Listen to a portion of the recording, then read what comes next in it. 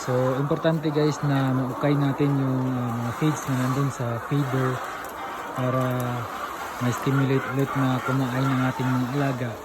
At the same time ay malagyan ng mga pagkain o ng feeds yung mga portion ng feeder na wala ng laman.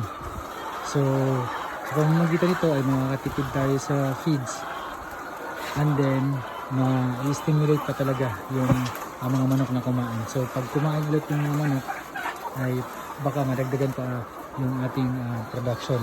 So very important na inuukay natin regularly yung ating feeds bago ito lagyan ng panibagong feeds.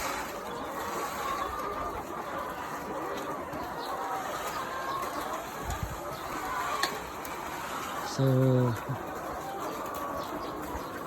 para hindi, isa din tong paraan para